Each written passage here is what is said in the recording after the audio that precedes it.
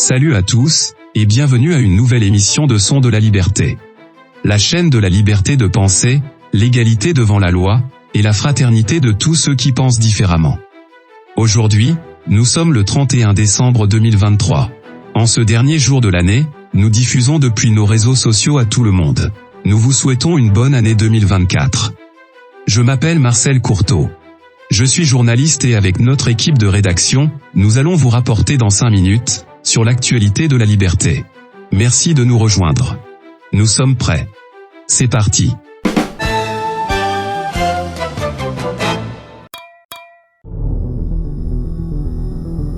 Décret de nécessité et d'urgence. À partir du 29 décembre, en accord avec les dispositions du Code civil et commercial, le décret d'urgence et de nécessité 70/2023 est entré en vigueur, annoncé la semaine précédente par le président Javier Milei et inscrit dans le bulletin officiel de la nation. Il doit être soumis à une commission bicamérale qui n'a pas encore été désignée, et doit être validé par une majorité simple, au moins par l'une des 2 chambres législatives. Grève de la Confédération Générale du Travail, CGT. La CGT a appelé à une grève le 27 décembre, à partir de 12 h, sur la Plaza Laval, en protestation contre le décret émis par le président Javier Milei, à seulement 16 jours de son mandat. Dans un changement culturel sans précédent, l'organisation syndicale a demandé l'autorisation de la ville de Buenos Aires pour utiliser l'espace public, offrant une caution de 10 millions de pesos pour d'éventuels dommages et s'engageant à laisser l'espace propre. Projet de loi base et point de départ pour la liberté. Le ministre de l'Intérieur Guillermo Franco a présenté au président de la Chambre des députés, Martin Menem, le projet de loi base et point de départ pour la liberté des Argentins, en l'honneur du héros national Juan Bautista Alberdi, père de la Constitution libérale argentine. Ce corpus juridique fondateur de 183 pages et 664 articles aborde des aspects tels que le divorce sans nécessité d'un juge et des modifications relatives à la légitime défense.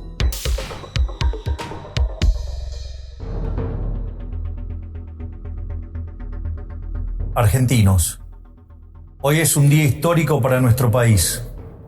Después de décadas de fracasos, empobrecimiento, decadencia y anomia, hoy comenzamos formalmente el camino de la reconstrucción. Décret de nécessité et d'urgence. À partir du 29 décembre, conformément aux dispositions du Code civil et commercial, le décret de nécessité et d'urgence 70/2023 est entré en vigueur, annoncé la semaine précédente par le président Javier Milei et publié dans le bulletin officiel de la nation. Il doit être soumis à une commission bicamérale qui n'a pas encore été désignée et doit être validé par une majorité simple, au moins par l'une des 2 chambres législatives. Aux côtés des 10 mesures d'urgence annoncées par le ministre de l'économie Luis Caputo dans sa première communication, s'ajoutent les 600 articles du décret du président Milei, dans le cadre de la nécessité et de l'urgence que connaît le pays, couvrant des mesures économiques, fiscales, sociales, commerciales, relatives aux retraites et aux loyers.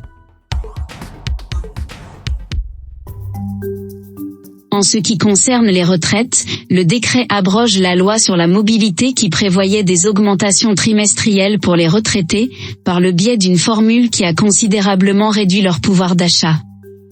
Jusqu'à l'adoption d'une nouvelle formule, les augmentations seront établies mensuellement par décret du pouvoir exécutif et en fonction de l'augmentation de l'inflation, prenant effet dès le mois prochain. Dans le domaine du travail, le décret propose la réduction des contributions patronales par salarié. De même, il envisage la diminution des indemnités de licenciement et instaure un système d'assurance chômage privé basé sur le modèle réussi mis en place par le syndicat des travailleurs de la construction, UOCRA. L'objectif est de stimuler la création d'emplois authentiques, une réalité qui s'est seulement manifestée dans le secteur informel ou dans le secteur public au cours de la dernière décennie. Le DNU établit que les entreprises publiques doivent adopter la forme juridique de sociétés anonymes, afin qu'elles puissent être acquises par le secteur privé. Cela inclut des entreprises déficitaires telles que Aerolínea Argentina, la récemment nationalisée YPF et les médias publics tels que la télévision publique, Radio Nationale et l'agence de presse Telam. Ces médias ont un déficit de 20 millions de pesos et, selon Milei, sont devenus un instrument de propagande que le gouvernement ne devrait pas posséder, mais qu'il devrait financer aux dépens des citoyens argentins.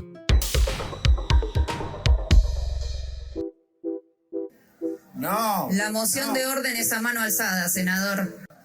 Está aprobada la moción de orden. Y el plan de labor también está aprobado. Vamos a hacer la designación del presidente provisional. Haga la aclaración. Y a ver si podemos continuar porque ya esto se está alargando mucho para una cuestión que ustedes saben que es reglamentaria nada más. Bien que le DNU soit actuellement en vigueur, il est impératif qu'il soit ratifié par au moins l'une des deux chambres législatives par une majorité simple.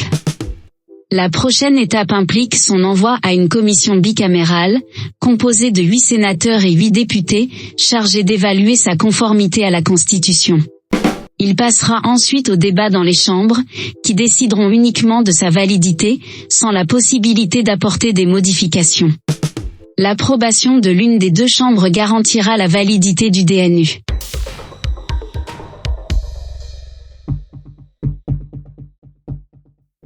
En ce qui concerne les mesures d'urgence annoncées par le ministre Caputo, à partir du mois prochain, 7000 contrats de travail conclus avec l'État en 2023 ne seront pas renouvelés. Cette résiliation de contrats impacte essentiellement les employés qui ont répondu à l'appel de l'administration Milei exigeant acte de présence sur leur lieu de travail. Pour beaucoup d'entre eux, c'était la première fois qu'ils se rendaient physiquement, et ils n'avaient même pas d'espace de travail assigné. Le ministère de l'économie va se débarrasser de 500 voitures officielles et la ministre du Capital Humain, Sandra Petovelo, a lancé un audit du programme d'aide potentiaire, renforcé, qui compte plus d'1 million de bénéficiaires. Au cours de cette revue, 160 000 cas ont déjà été identifiés parmi les bénéficiaires du programme qui occupent également un emploi dans le secteur public. Cette affaire a été portée devant la justice fédérale, et l'enquête est dirigée par le procureur Marie-Juan. Sur le plan économique, le système d'importation par lequel le gouvernement précédent décidait qui était autorisé à importer et à qui attribuer les dollars à 50% de leur valeur sur le marché parallèle a été révoqué. Cette pratique, en plus de conférer un pouvoir discrétionnaire pour décider qui peut ou ne peut pas importer, favorisant ainsi les sympathisants du gouvernement, a également dissimulé une possible manœuvre où de nombreuses demandes d'importation étaient frauduleuses et bénéficiaient du taux de change officiel. Ces montants de dollars physiques auraient alors pu être détournés au profit des mêmes fonctionnaires, qui avaient accordé l'autorisation. Dans le but de clarifier la dette envers les fournisseurs internationaux, l'administration actuelle a ouvert un registre des dettes. Ce mécanisme permettra, en temps voulu, au gouvernement actuel de fournir des dollars en espèces à ceux qui ont réellement effectué des importations de fournitures.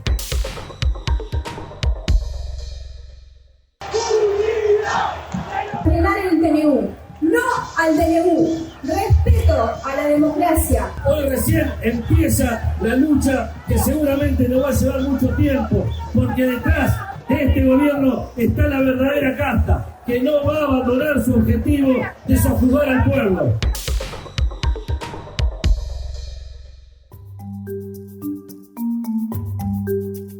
Grève de la Confédération Générale du Travail, CGT. La CGT a appelé à une manifestation le 27 décembre, à partir de 12h, sur la Plaza Laval, pour protester contre le décret du président Javier Milei, à seulement 16 jours de son gouvernement.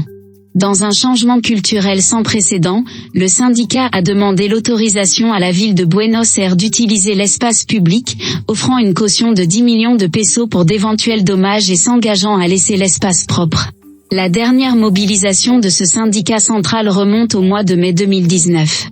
Depuis cette protestation jusqu'à aujourd'hui, le salaire des travailleurs a perdu son pouvoir d'achat en raison de l'inflation de 9 cents%, et malgré cela, cette direction syndicale n'a pas montré de vocation à défendre les droits des travailleurs ni établi de plan d'action clair. À 16 jours du nouveau gouvernement, la manifestation vise à protester contre le décret d'urgence du président Milei qui modifie le régime actuel des indemnités pour un fonds de cessation basé sur un système d'assurance similaire à celui mis en place depuis longtemps par le syndicat de la construction.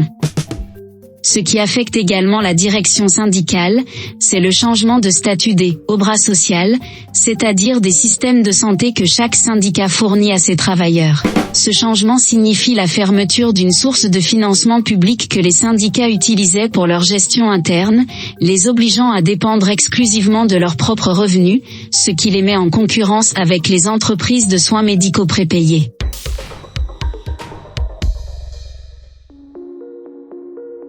En général, la manifestation s'est déroulée conformément au protocole du nouvel ordre social.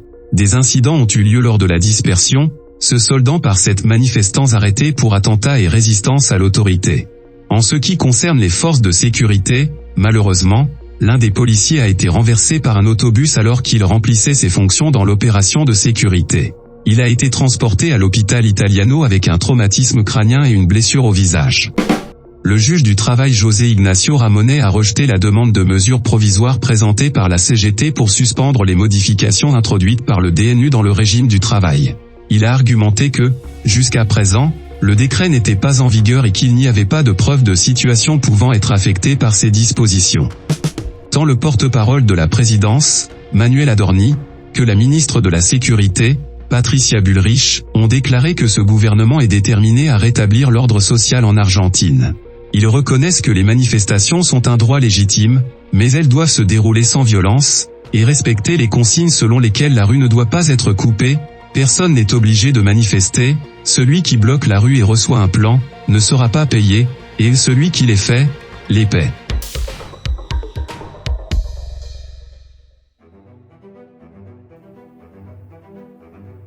Projet de loi base et point de départ pour la liberté.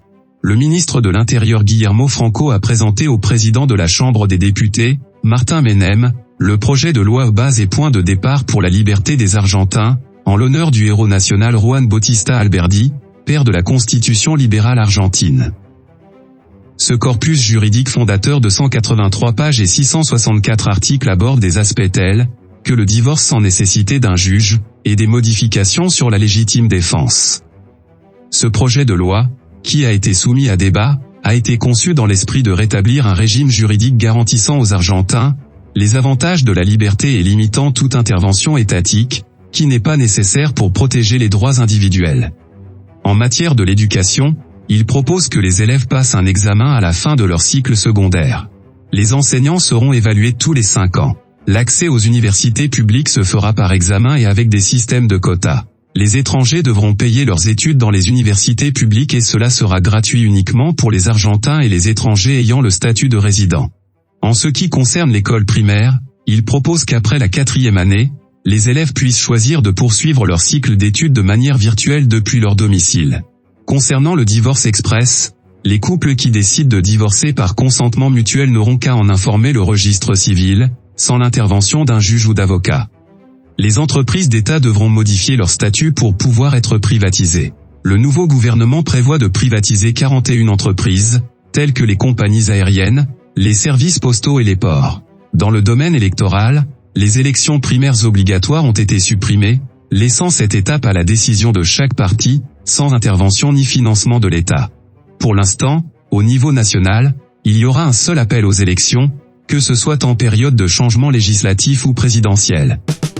Le projet de loi sera discuté lors de sessions extraordinaires qui ont déjà commencé et se poursuivront jusqu'au 31 janvier prochain.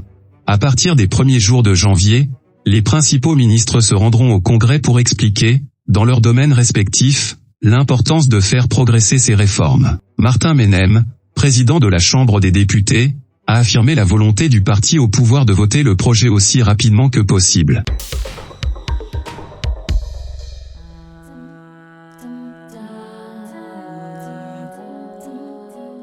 Les jours à venir. L'urgence la plus pressante que le gouvernement de Milei doit résoudre est la validité du DNU. Selon le porte-parole présidentiel Manuel Adorni, le DNU est conforme à la loi.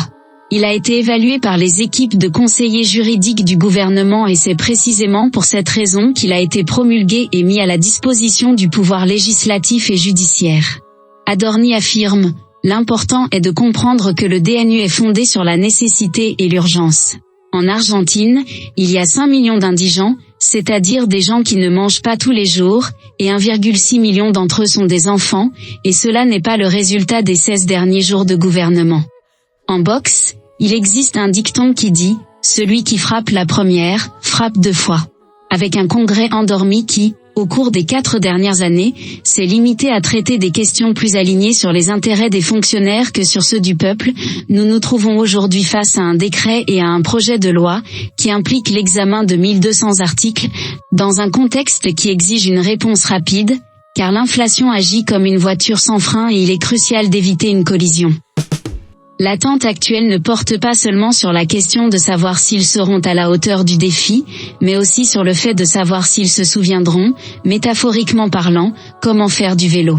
En un clin d'œil, le président Milei les a mis au travail, les exhortant à exercer leur vocation de débat, une fois pour toutes, de manière responsable et sérieuse sur les besoins cruciaux du pays en ce moment si pressant. Car, comme l'a dit le président de la Chambre des députés Martin Menem, tout le monde doit comprendre que l'Argentine, en plus de ne pas avoir d'argent, n'a pas de temps.